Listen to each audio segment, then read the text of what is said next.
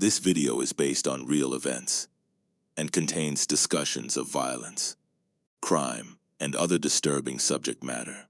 Some viewers may find the content upsetting. Viewer discretion is strongly advised. Nancy Guthrie has never owned a single Bitcoin in her life. She has never opened a crypto app. She probably doesn't even know what a blockchain is. And last week, a $2 billion cybersecurity company published an official report about cryptocurrency crime. A retired FBI agent with 28 years in the Bureau saw that report. She is not someone who uses dramatic language lightly. She looked at what CertiK published, and she said two words: huge breakthrough. Because what CertiK just told the world is this: Nancy Guthrie was not a random target. She was not chosen because she was vulnerable. She was not chosen because someone wanted her specifically. So why her? Because they did not want Nancy. They wanted what her daughter had, and they made a calculation cold, deliberate, and terrifyingly simple that going through an 4-year-old woman was easier than any other way to get it. There is a term for what was done to Nancy Guthrie. Investigators are only beginning to understand it. Most law enforcement agencies have never even encountered it before. And a company that has tracked over $100 million in losses from this exact type of crime just put Nancy Guthrie's name in their official report. They called it a wrench attack by proxy. And once you understand what that means, once you understand the full brutal logic of how this works and why Nancy was chosen, you will never see this case the same way again. CertiK specifically flagged this development in their 2025 report, identifying a documented trend of proxy target selection. Criminals were no longer targeting the crypto holder. They were targeting the crypto holder's family members, people who had no cryptocurrency themselves, people who were vulnerable, accessible, and most importantly, people whose suffering would create maximum emotional leverage on the person who actually controlled the money. ABC News. Think about what that requires. Think about the level of planning. Someone had to identify Savannah Guthrie as a person of significant wealth. Someone had to research her family, her connections, her relationships, her vulnerabilities. Someone had to identify Nancy, her age, her health, her limited mobility, her routine, her home address, her Sunday church attendance, her children's visiting schedule. Someone built a profile of an 4-year-old woman not because they wanted her, but because she was the most effective tool available to get to her daughter. A $6 million Bitcoin ransom demand is not a petty crime. It suggests planning, knowledge of the target's financial connections, and a degree of operational sophistication that goes well beyond a random abduction. ABC 7 New York, $6 million in Bitcoin, sent to a specific address by a specific deadline, from a person who in her entire 84 years of life had never interacted with cryptocurrency in any form. Why Bitcoin? Why not cash? Why not a wire transfer? Because Bitcoin is what they wanted access to. Because Bitcoin is what the operation was built around. Because Bitcoin moved quickly, before investigators can identify the wallet disappears into a system that crosses every border, answers to no government, and has historically been extraordinarily difficult to trace. That is not the choice of someone who stumbled into a kidnapping for ransom. That is the choice of someone who understood exactly what they were doing, who had done research, who had a target in mind long before January 31st, and who believed incorrectly, as it turns out, that Bitcoin could cover their tracks. On the 13th of June 2026, a retired FBI special agent named Jennifer Coffindaffer saw CertiK's classification and posted on X. Jennifer Coffindaffer is not a Twitter personality. She is not a podcast host with opinions. She worked for the FBI for 28 years. She was a SWAT team member. She has spent her career inside the world of serious criminal investigation, high-stakes forensic analysis, and complex federal cases. She does not use dramatic language unless she means it. She looked at CertiK's report. She looked at what they had written about Nancy Guthrie, and she wrote this. Nancy Guthrie. It's the biggest public break in Nancy's case, as CertiK, arguably the leading crypto security company in the world, has designated Nancy's abduction as a wrench attack by proxy. This is a huge breakthrough. Times have changed, and how these networks operate is new to law enforcement. Unless law enforcement knows who took Nancy, then a wrench by proxy is on the table. CertiK seems to know. ABC 7 San Francisco. That last line, CertiK seems to know. She is not saying CertiK read a news article. She is saying something more specific than that. She is implying that a $2 billion cybersecurity firm with global intelligence resources and direct relationships with law enforcement internationally may have designated this case as a wrench attack proxy, not only because of what is publicly known, but because of what they have seen in the blockchain data, in the wallet activity, in the transaction records that live permanently on a public digital ledger. Now here is where it connects back to something else. This case has revealed something that the official investigation has acknowledged but not fully addressed publicly. At least one of the ransom notes that was sent to media outlets contained details that were not public, not available in any news report, not something anyone outside the immediate crime scene would have known. According to investigators, at least some of the ransom notes mentioned non-public details from the crime scene, including references to a Floodlight and Nancy's Apple Watch. The mention of these specific details led authorities to treat certain notes more seriously. News Nation, a Floodlight, an Apple Watch, two details that were not in any press conference, not in any official statement, not anywhere in the public domain at the time those notes were received. Which means one of two things. Either the person who sent at least one of those notes was physically present at Nancy Guthrie's home on the night of February 1st, or they received that information from someone who was.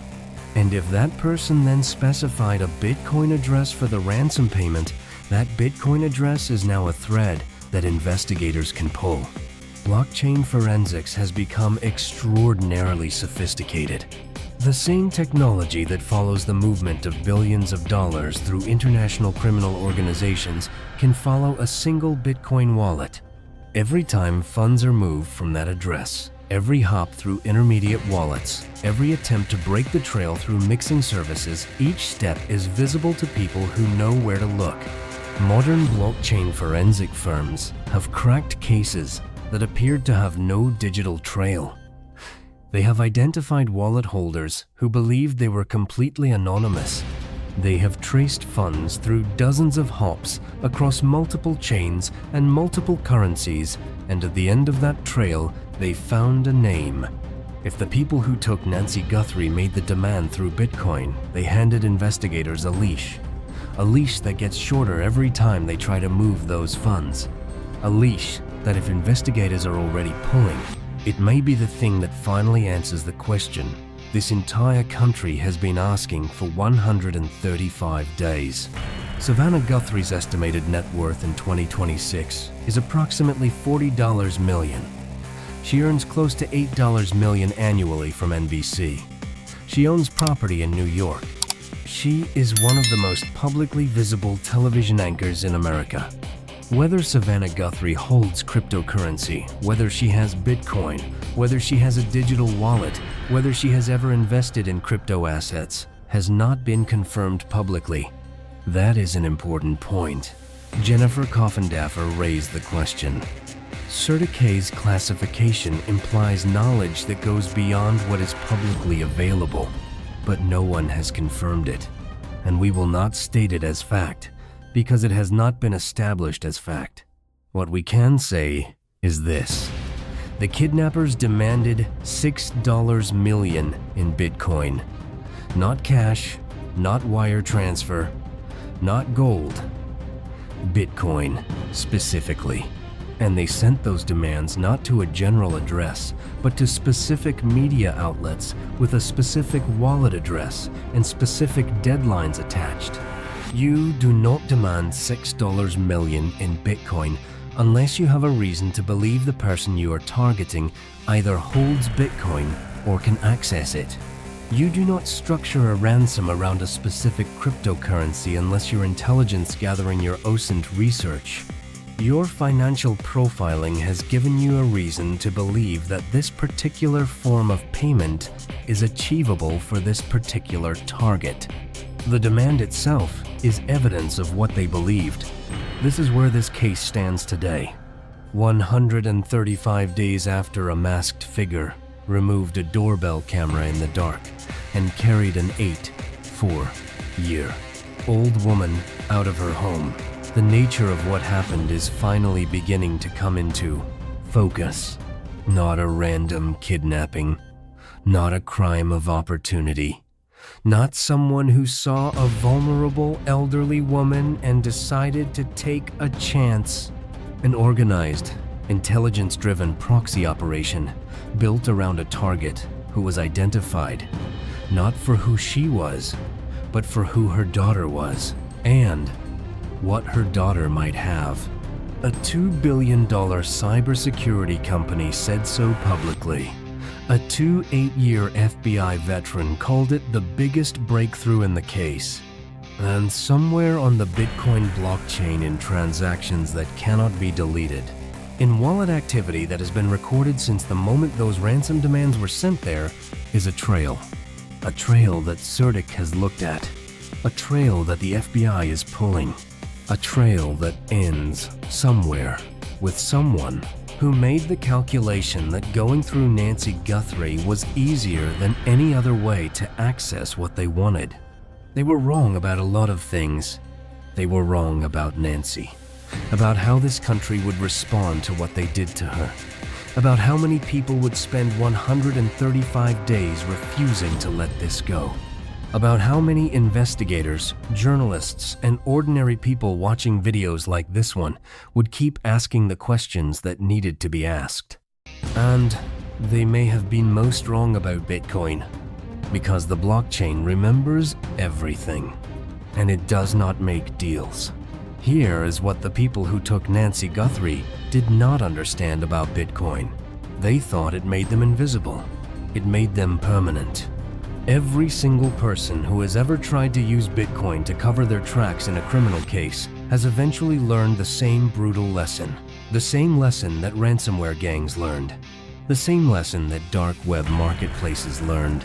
The same lesson that the hackers who attacked the Colonial Pipeline in 2021 learned when the FBI traced and recovered $2.3 million in ransom Bitcoin within weeks of the payment being made. Perry Ann Boring, founder and chair of the Digital Chamber, said it plainly. Every single Bitcoin transaction is recorded on a public ledger called the blockchain. When it comes to tracing transactions, following the money, you have a perfect record with Bitcoin. There is no way to hide those tracks. Fox News, a perfect record. Not a partial record. Not a record that degrades over time. Not a record that can be sealed, expunged, or destroyed.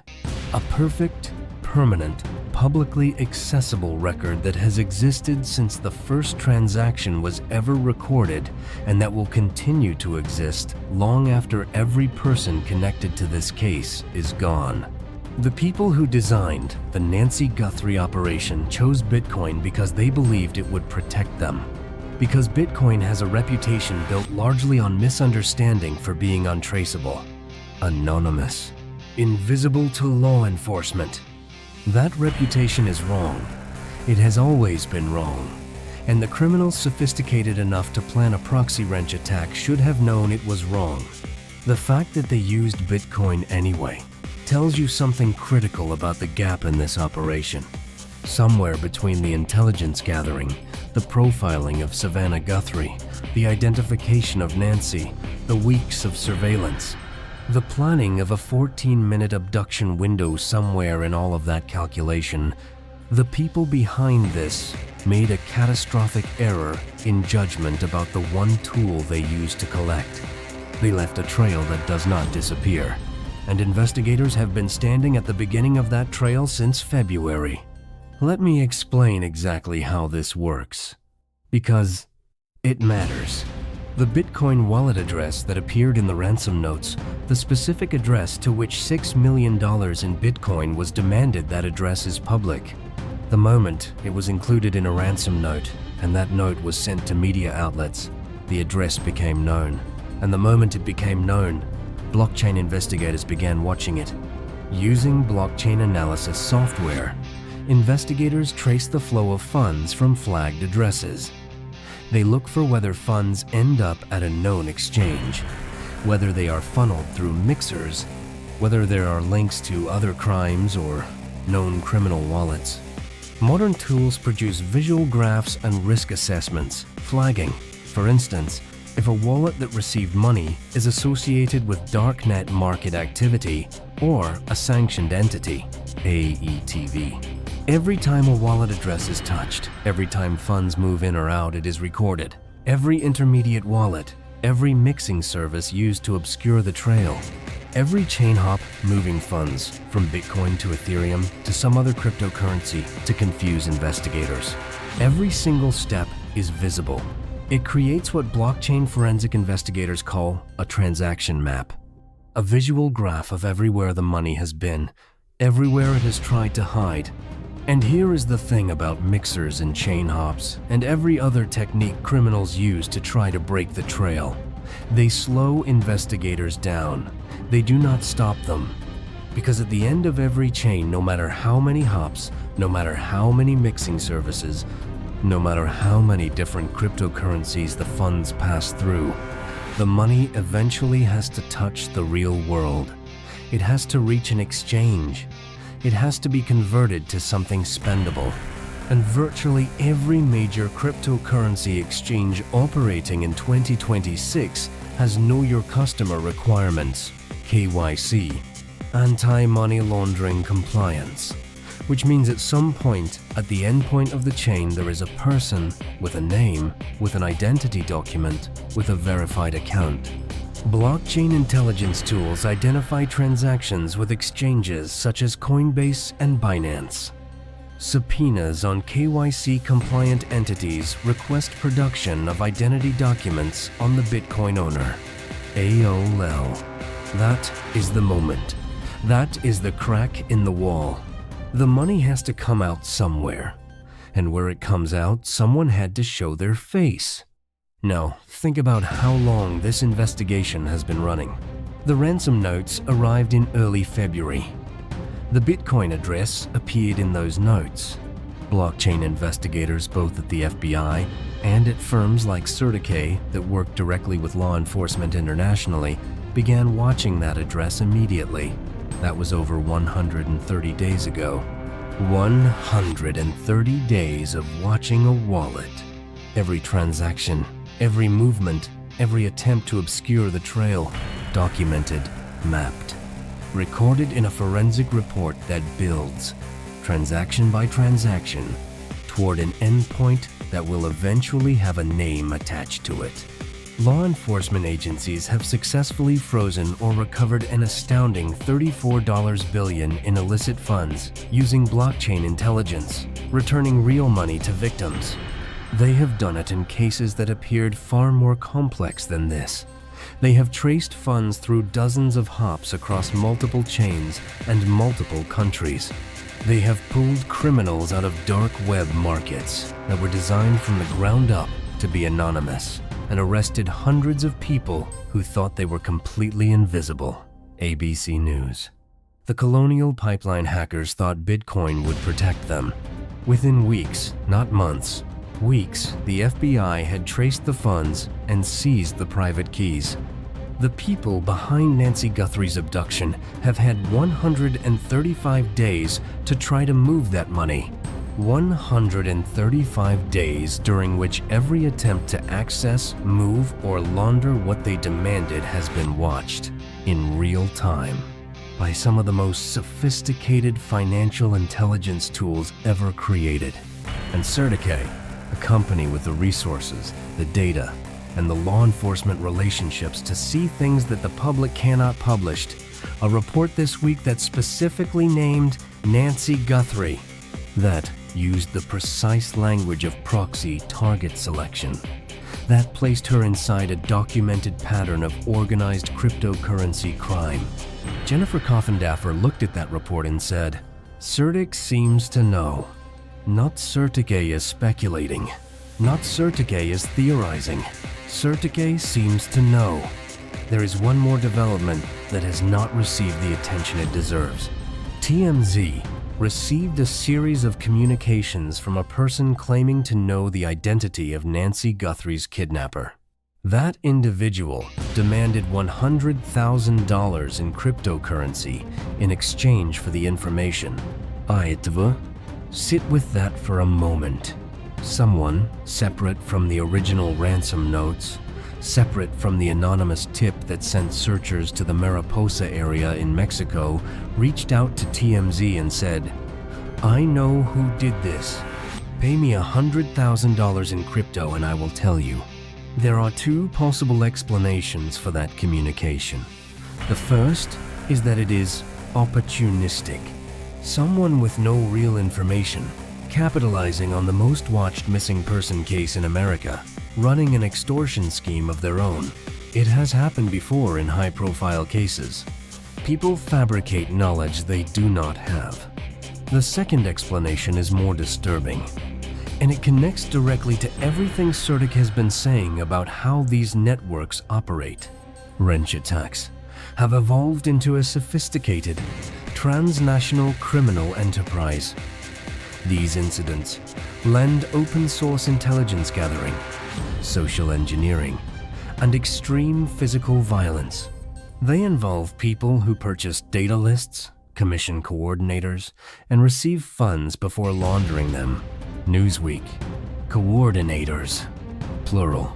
People inside the operation who are not the ones who stood on the porch, not the ones who removed the camera, not the ones who carried Nancy Guthrie out into the dark, but people who knew, who were part of the planning, who received payment, and who, in a network where loyalty is transactional, where the only thing binding people together is money, may have decided that $100,000 from TMZ was worth more than loyalty to an operation that has not collected a single dollar in ransom. Criminal networks talk. They always talk eventually. Someone told someone about the Floodlight. Someone told someone about the Apple Watch. Someone told someone something specific enough to put non-public crime scene details in a ransom note. The person who contacted TMZ may be another layer of the same network, someone on the edges who knows enough to be dangerous and is now calculating their own exit. If they are real, if they have genuine knowledge, they have also left a digital trail of their own because they demanded cryptocurrency. This is the revelation that changes how you read the last 135 days. The people who took Nancy Guthrie were not invisible. They were never invisible. They left physical evidence at the scene: blood, a pacemaker signal, doorbell camera footage on 2 separate dates. They left non-public crime scene details in written communications sent to media outlets. They left a Bitcoin wallet address in those same communications, a permanent, publicly visible thread that has been attached to the most sophisticated blockchain intelligence operation in the world since the moment it surfaced. They built a sophisticated proxy targeting operation. They identified a vulnerable woman. They planned a precise abduction window. They crossed a border, possibly through reservation land that has no cameras and no checkpoints. They disappeared. and then they demanded $6 million in Bitcoin. From a $2 billion cybersecurity company's perspective, that was not a clean escape. That was an introduction. Because CertiK does not just report on wrench attacks. It tracks the wallets. It follows the money. It maps the networks.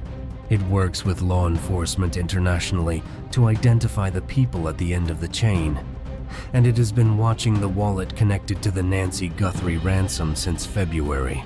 When Jennifer Coffindaffer, 28 years in the FBI, says CertiK seems to know she is saying this, a company that has spent months watching that wallet, mapping those transactions, and building a forensic report with court-admissible evidence, has put Nancy Guthrie's name in an official publication.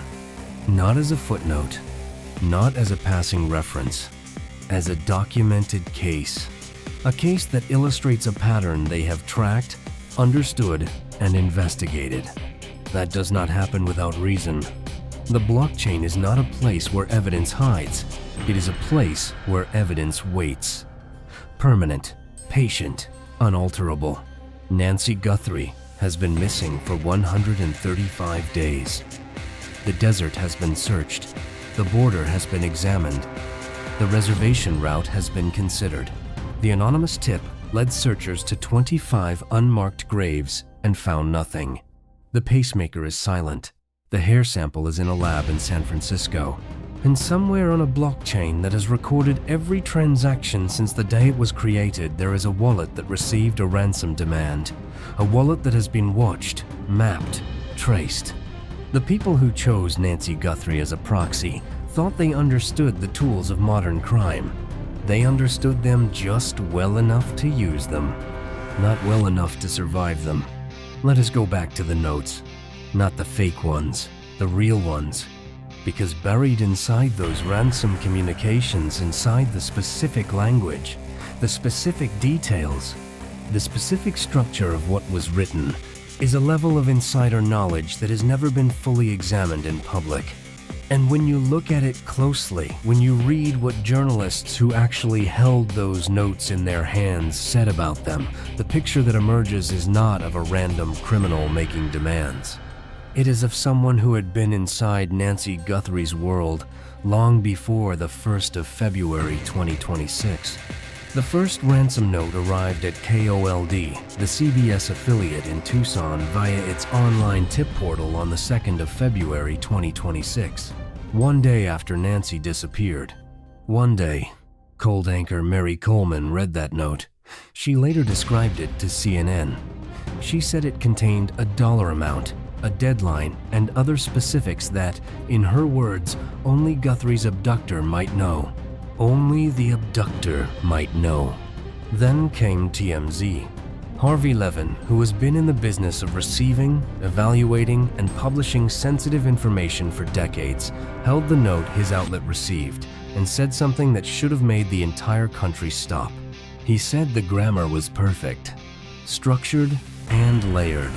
He described it as nothing like the chaotic, misspelled, emotionally volatile communications that typically come from someone acting impulsively in a high-stress criminal situation.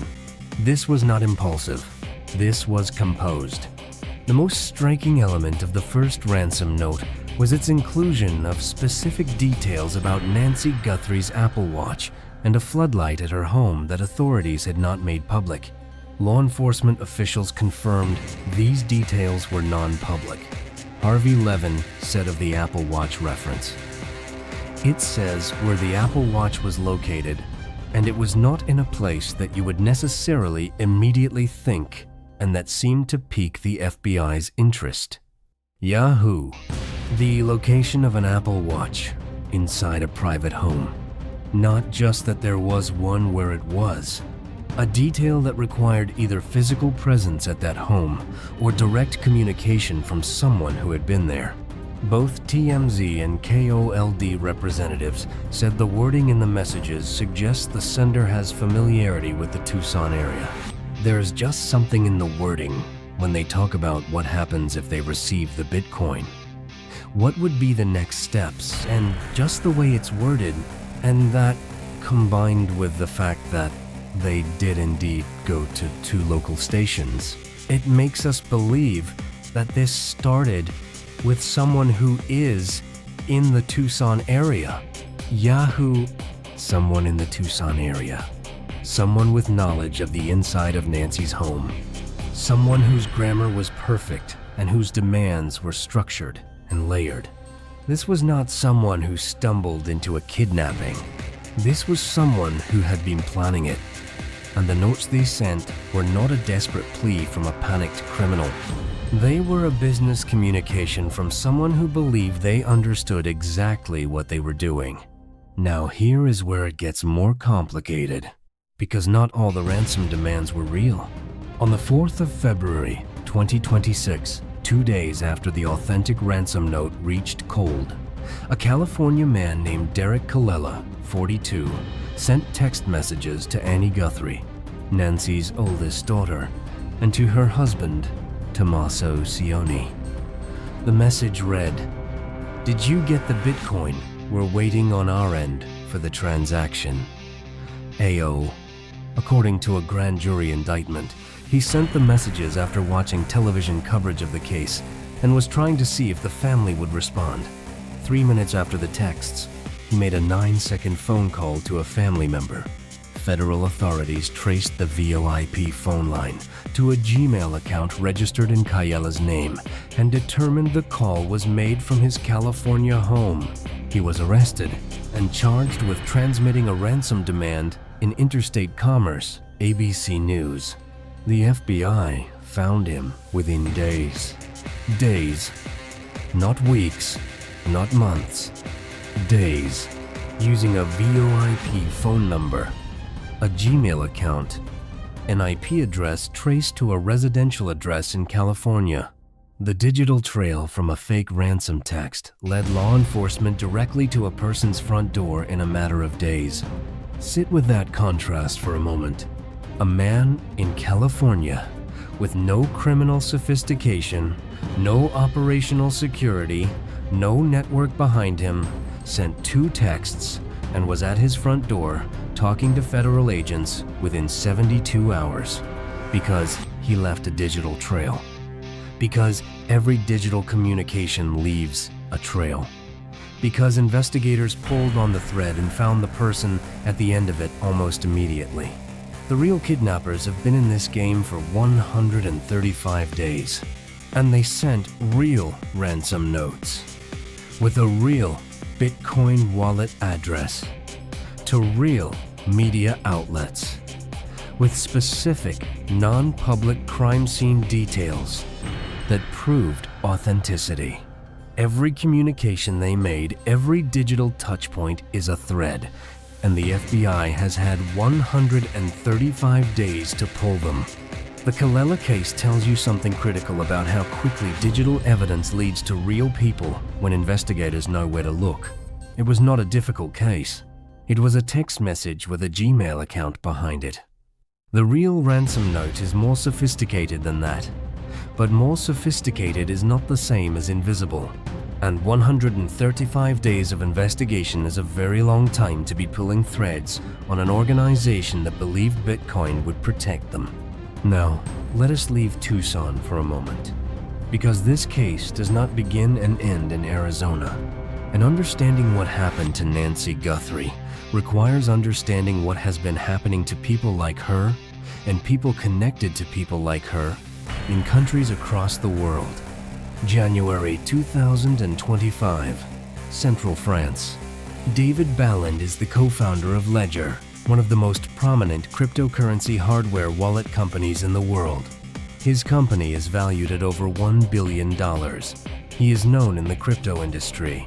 His wealth is publicly connected to digital assets. In the early hours of a Tuesday morning, Balland and his wife were abducted from their home in central France and taken by car to 2 separate addresses. They were held captive. The kidnappers contacted another Ledger co-founder and demanded a ransom in cryptocurrency, CNN. Then the attackers did something that crossed a line even the most hardened investigators described as extreme. They severed Ballin's finger, and they sent it to his associates as proof they meant what they said. A police operation involving France's elite tactical forces, the GIGN, freed Ballin. His wife was found tied up the following day. 10 people, aged between 20 and 40, were taken into custody. Most were already known to police. CNN. Almost all of the cryptocurrency used to pay part of the ransom was traced, frozen, and seized. AOL. Almost all of it. Traced, frozen, seized by investigators using the same blockchain infrastructure that is now being applied to the wallet address from the Nancy Guthrie ransom note. 3 months later, May 2025. Paris, again. The father of a cryptocurrency entrepreneur is kidnapped in broad daylight. The attackers demanded between 5 and 7 million euros in ransom. They severed one of the victim's fingers and sent it to his son to prove their intent. French police raided the address where he was being held. 5 people were arrested. AETV, then Canada. Dean Skirka, the CEO of WonderFi, Canada's largest cryptocurrency company, was kidnapped on the streets of Toronto. He was forced to pay 1 million Canadian dollars in ransom before being dropped off in a park, uninjured. AETV. France again, Canada, and then Tucson, Arizona. The same pattern, the same logic, the same demand structure. Cryptocurrency, specific amounts, specific deadlines, specific proof of life conditions. The same targeting methodology go not for the crypto holder but for someone connected to them. Someone who can create the emotional pressure needed to force a transaction. In France, they took the crypto founder's wife to apply pressure on the founder. In Paris, they took the crypto entrepreneur's father to apply pressure on the son. In Canada, they took the CEO himself. In Tucson, they took the mother of a woman who earns $8 million a year and has a publicly known net worth of approximately $40 million. The weapon was always the same. The person who suffers is never the one who holds the money. The person who suffers is the one whose suffering cannot be ignored. This is not a local crime. This is a global criminal enterprise operating with consistent methodology across multiple continents. And Nancy Guthrie, whether investigators have said it clearly or not, appears to be its American chapter. Now, ask the question nobody has asked loudly enough. How did they find her? Not how did they find Nancy. Nancy was findable because Savannah is public. How did they find the specific vulnerability, the specific access point that made Nancy the target instead of Savannah directly?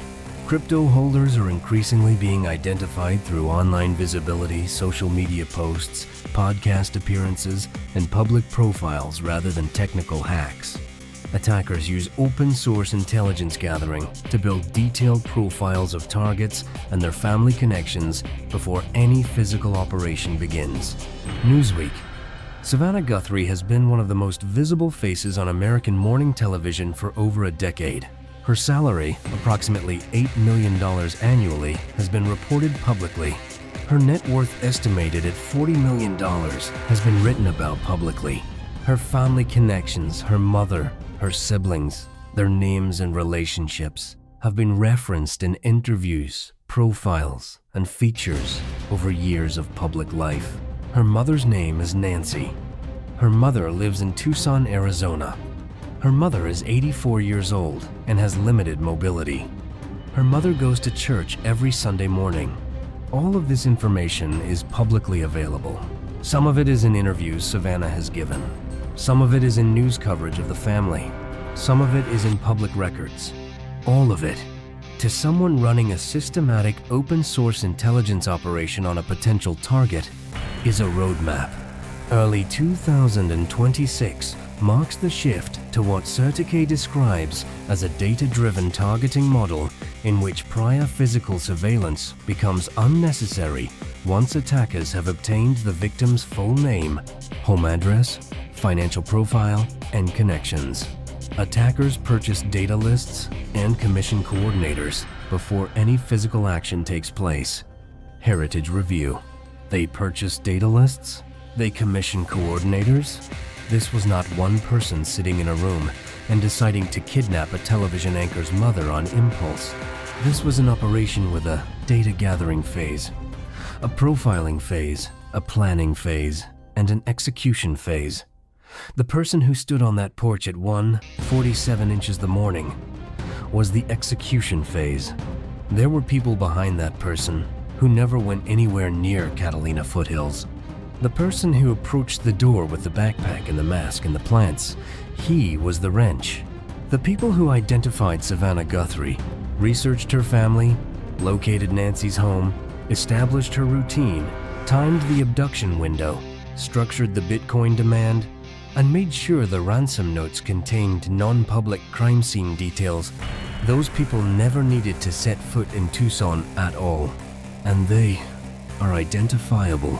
Because the data-driven targeting model that CertiK describes the purchase of data lists, the commission of coordinators, the financial infrastructure used to pay for the operation before it begins. That infrastructure moves through systems that leave records, financial records, communication records, transaction records. The blockchain is not the only trail these organizations leave behind. It is just the most permanent one.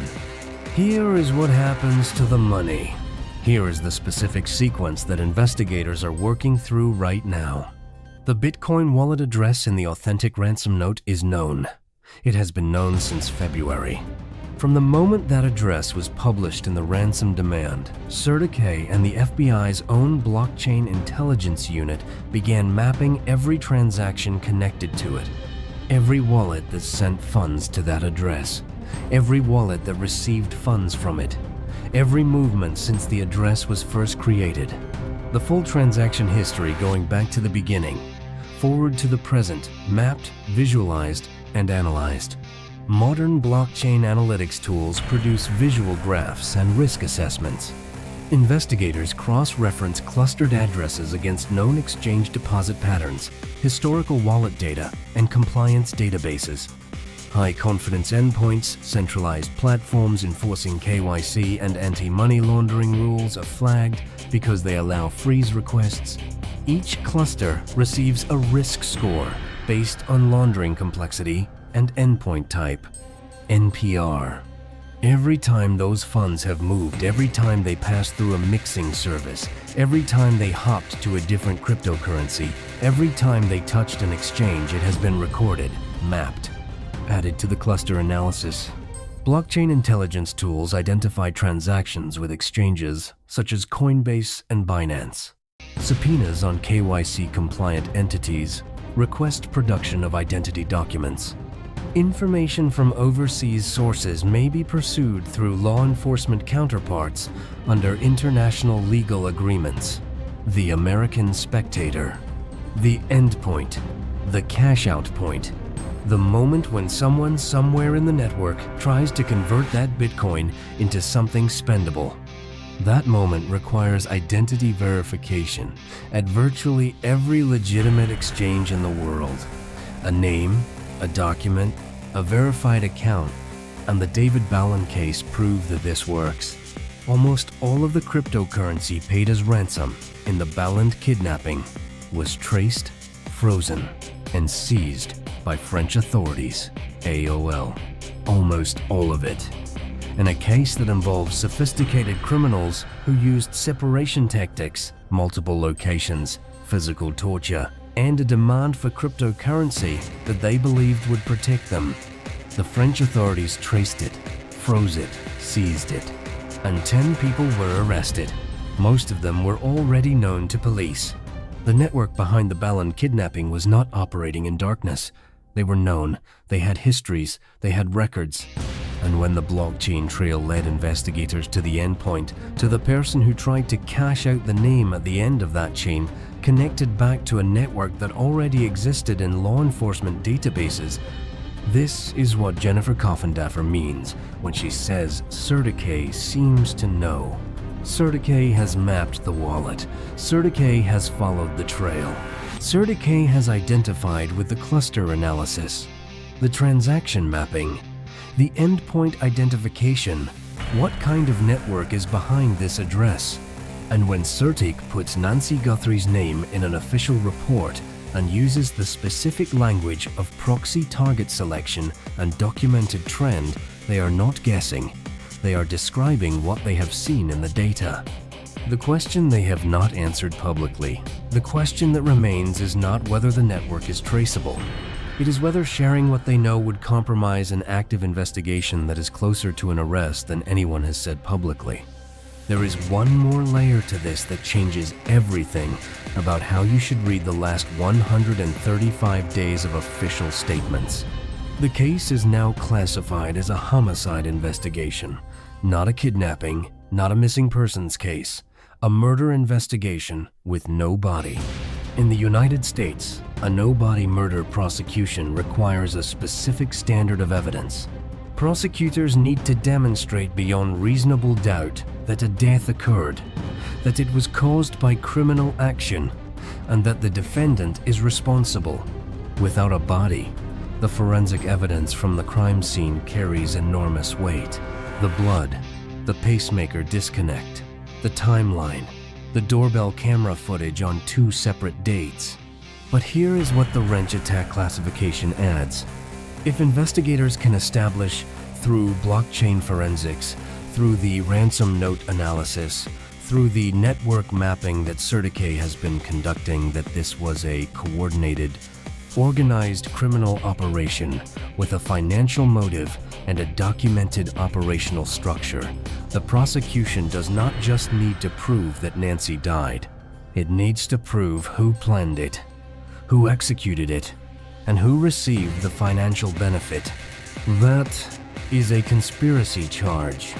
And conspiracy charges, unlike charges that require a body, a weapon, or a witness, can be built entirely from financial records, communication records, and digital evidence.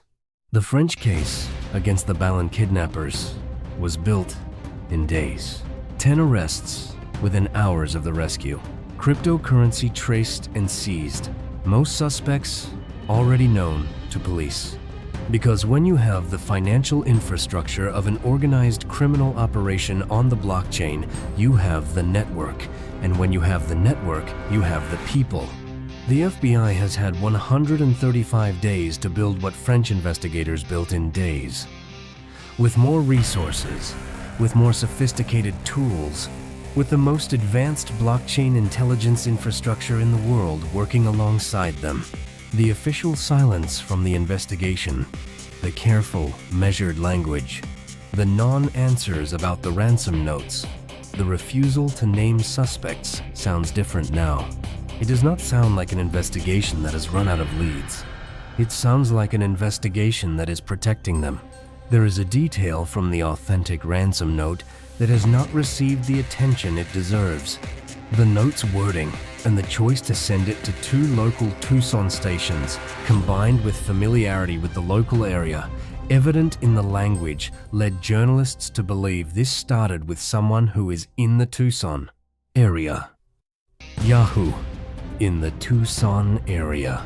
Not operating from another country. Not communicating remotely from across the world. Someone with local knowledge. Someone with familiarity with the Tucson media landscape. Someone who knew which stations to send the notes to. What language would resonate. What specifics would be taken seriously. CertiK's framework describes international, transnational networks. Networks that plan from a distance, target using OSINT, commission coordinators locally, and execute through people recruited in the area where the crime takes place. The execution. The person who stood on the porch was almost certainly local, or at minimum, operating with detailed local knowledge. But the architecture, the Bitcoin demand, the proxy targeting of a nationally known television anchor, The documentation of the crime in CertiK's report, alongside cases from France, Canada, and the United Kingdom, that architecture is not local. There is a network with local roots and international infrastructure. A coordinator in the Tucson area who knew where Nancy Guthrie lived, what floodlight she had, where her Apple Watch was kept connected to an organization that operates across multiple countries and has conducted similar operations against crypto-connected targets in multiple jurisdictions. That coordinator, that local link, is the thread that investigators have been pulling since February. The neighbor who reported seeing a strange man in the neighborhood in mid-January. The suspect captured on doorbell camera on a prior visit weeks before the abduction. The person who stood on the porch on February 1st. The local familiarity embedded in the Ransom note language. Someone in Tucson knew Nancy Guthrie, knew her home, knew her routine, knew where her Apple Watch was. And that person, whether they are the one who stood on the porch or the one who wrote the note, is connected to a network whose financial trail lives permanently on a public blockchain that has been watched for 135 days. This is the revelation that changes how you see this entire case. For 4 months, the public conversation has been about the desert, the border, the reservation, the anonymous tip in Mexico, the 25 unmarked graves in the Mariposa area, the pacemaker going silent, the blood on the porch. All of that is real. All of that matters. But the case that will be prosecuted, the case that the FBI and the Pima County Sheriff's Department are building right now, quietly, carefully, protected behind official statements designed to say as little as possible, is not primarily a case about geography. It is a case about money. $6 million in Bitcoin, demanded by someone with inside knowledge of a private home, structured with perfect grammar and layered specificity, sent to local media outlets by someone familiar with the Tucson area, demanded in a currency that every transaction is recorded on a permanent public ledger, a currency that CertiK, the world's leading blockchain security firm, has been mapping since the moment the wallet address appeared in that note, a currency whose trail, according to the Balland precedent, can be almost entirely traced, frozen, and seized, a currency that France used to arrest 10 people within days. The people who took Nancy Guthrie made a calculation. They calculated that an 4-year-old woman who could not walk without assistance was the most efficient path to $6 million. They calculated that the woman who raised Savannah Guthrie, who chose Tucson because she loved its gentleness, who went to church every Sunday morning, that she was a tool. They calculated that Bitcoin would make them invisible. They miscalculated on both counts. Because the blockchain does not forget. Because CertiK has been watching. Because 135 days of transaction history is not silence, it is evidence. It is a map. It is a chain of digital fingerprints that leads from a wallet address in a ransom note through every intermediate hop, every mixing attempt, every exchange interaction to a name. Somewhere in the world right now, someone connected to what happened to Nancy Guthrie tried to spend Bitcoin that does not belong to them. And somewhere in the data that CertiK has been quietly mapping since February, that transaction is recorded. The blockchain remembers. And CertiK seems to know. Nancy Guthrie has been missing for 135 days.